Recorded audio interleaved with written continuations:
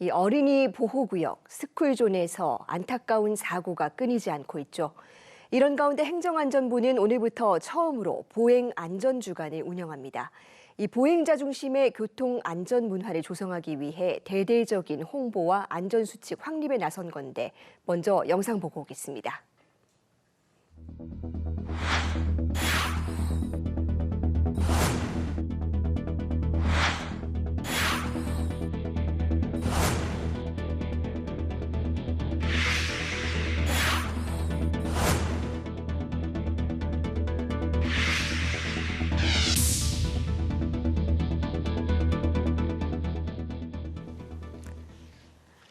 네, 걷기 안전한 나라, 구체적으로 어떤 과제가 필요할지 전문가와 고민해 봅니다.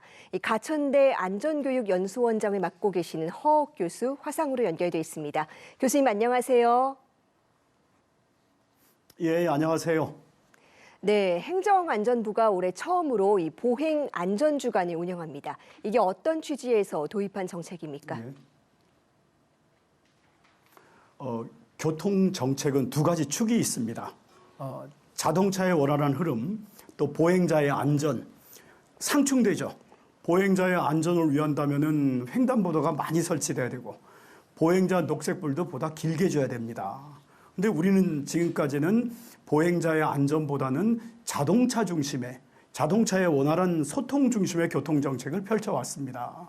이러다 보니까 또 보행자 사고도 많은 겁니다.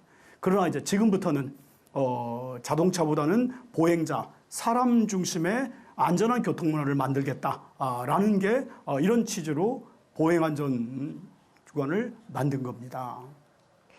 네, 보행자를 중심에 둔 이 교통문화로의 전환, 이 보행안전과 관련한 문제로는 특히 스쿨존 이슈 빼놓을 수 없는데요.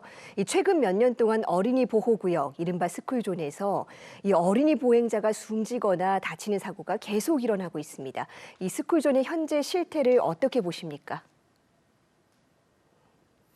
저는 문제가 아주 많다고 봅니다. 가장 큰 문제는 운전자가 어디가 스쿨존인지 잘 모르고 있고, 내가 여기서 뭐를 지켜야 되는지도 모르고 있고, 또 안 지켜도 또 제대로 단속 처벌도 또 안 당하는 그런 운전자가 많습니다.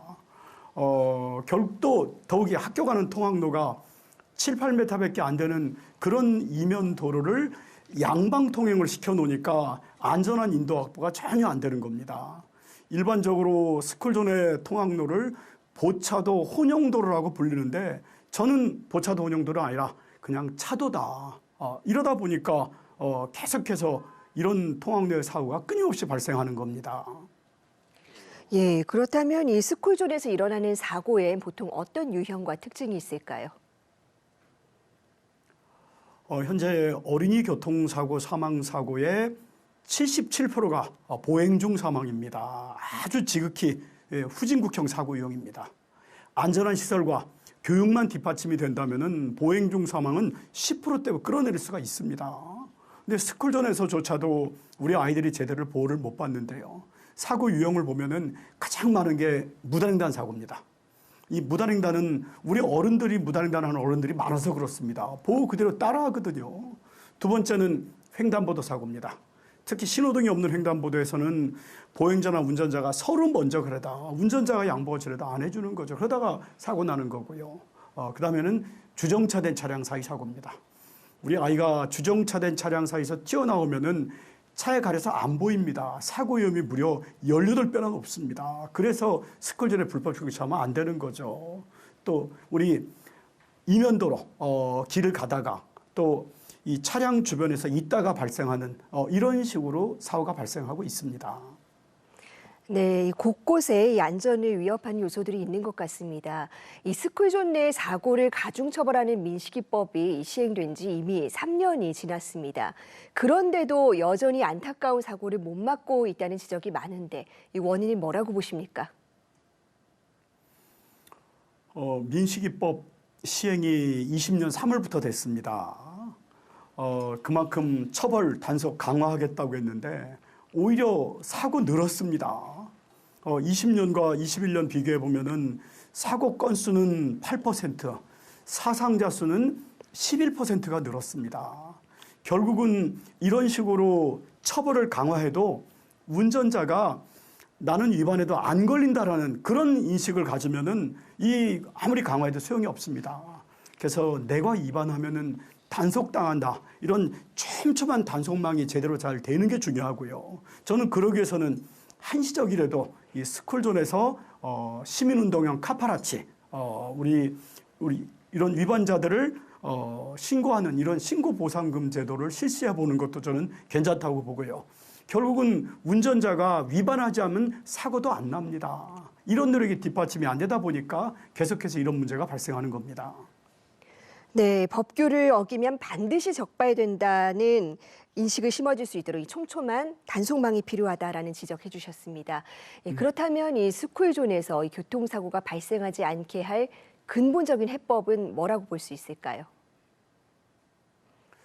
스쿨존에서요, 어린이와 차가 안 만나면 사고 안 납니다.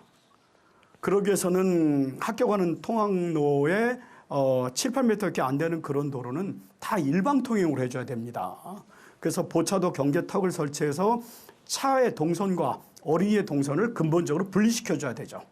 그 다음에 만나는 지점이 횡단보도입니다. 여기서는 아예 특단의 대책으로 저는 횡단보도를 아스팔트에다가 그냥 흰색 칠만 할 게 아니라 인도로 만들어주는 겁니다. 과속방지턱형 인도를 설치해가지고 거기서 속도를 10km로 확 줄이도록 만들어야 됩니다. 이렇게 되면은 이 차와 어린이 동선이 분리가 되고 만나는 상충 지점에서 속도를 확 줄여놓으니까 근원적으로 사고를 줄일 수 있는 거죠. 이런 어떤 특단의 대책이 꼭 필요하다고 봅니다. 네, 개개인이 조심하는 것도 중요하겠지만 이 환경 자체를 바꾸는 인프라의 개선도 필요하겠습니다. 그렇다면 마지막으로 어린이 교통 안전을 위해서 꼭 당부하시고 싶으신 말씀도 있으시다고요? 예방적 측면에서는 교육이 가장 중요합니다. 우리 아이들이 잘못했다는 거 아닙니다. 예방적 측면입니다. 선진국에서 당신 자녀가 교통사고 날까 불안하면은 3가지 습관을 길러주라는 말이 있습니다. 첫 번째, 횡단보도에서 우선 멈추는 습관입니다. 두 번째가 운전자와 눈 맞추는 습관입니다. 운전자에게 손 들어서 그 차 멈추는 걸 확인하는 습관이죠. 손 들어도 녹색불 들어와도 그냥 지나치는 차 있잖아요. 세 번째는 길을 건너면서 차를 계속 보면서 건너는 습관입니다. 운전자가 브레이크 밟으다 엑셀 밟을 수 있기 때문입니다. 이런 3가지 습관만 당장 길러주신다면 노력하시는 만큼 내년의 교통사고 위험은 얼마든지 낮출 수 있습니다. 네, 방송 보시는 학부모 시청자들 꼭 주의하셨으면 좋겠고요. 이 아이들이 안전하게 걸을 수 있는 사회를 만들기 위해 하루빨리 실효성 있는 법과 제도도 정비되길 바랍니다. 교수님 오늘 말씀 잘 들었습니다. 예.